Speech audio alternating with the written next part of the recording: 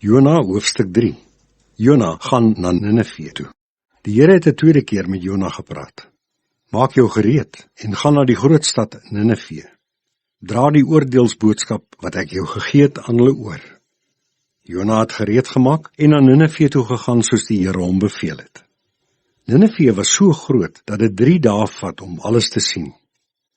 Die eerste dag toe Jona in die stad ingegaan het, het hy uitgeroep: oor 40 dae sal Nineve vernietig word. Die mense van Nineve het God se boodskap geglo. Almal, van groot tot klein, het besluit om te vas en om rouklere aan te trek. Toe die koning van Nineve hoor wat Jona sê, het hy van sy troon af opgestaan en sy koninklike klere uitgetrek. Hy het rouklere aangetrek en op 'n ashoop gaan sit.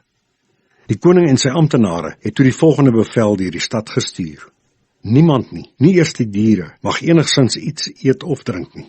Almal moet rouklere aantrek en ernstig tot God bid. Almal moet ophou om kwaad te doen en geweld te pleeg. Wie weet, miskien sal God ons genadig wees en ons nie in sy woede vernietig nie. Toe God sien dat hulle opgehou het om verkeerd te doen, was hy hulle genadig. Hy het daarvan afgesien om hulle te vernietig, soos hy gedreig het om te doen.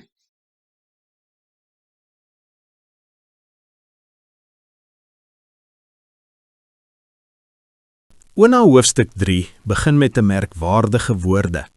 Die woord van die Here het 'n tweede maal tot Jona gekom. Dis genade. God gee vir Jona nog 'n kans. Jona het in hoofstuk 1 weggehardloop. Hy het probeer vlug van God se opdrag, maar God het hom nie afgeskryf nie. Hy herstel hom en stuur hom weer. Dieselfde opdrag, dieselfde sending. Hier leer ons die eerste groot les. God is 'n God van tweede kanse. Dan gaan Jona na Nineve, 'n groot sondige stad. Sy boodskap is kort en ernstig. Nog 40 dae en Nineve word omgekeer. En iets ongelooflik gebeur. Die hele stad glo God, van die grootste tot die kleinste. Selfs die koning trek rouklere aan en sit in as. Die tweede les is duidelik. Ware bekering begin wanneer mense God se woord ernstig opneem. Hulle het nie gedebatteer nie, hulle het nie verskonings gemaak nie, hulle het gereageer. En dan kom die belangrikste vers. Toe God hulle werke sien, het hy berou gehad oor die onheil. Dit beteken nie God verander van karakter nie, dit wys vir ons dat God se hart altyd oop is vir berouvolle mense. Die derde les. God se oordeel is nooit sy eerste begeerte nie. Genade is. Toepassing vir die groep. Het ek al 'n tweede kans van God ontvang? Reageer ek vinnig wanneer God met my praat?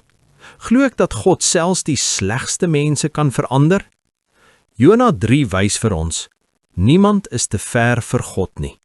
Geen stad is te verlore nie. Geen persoon is te sondig nie.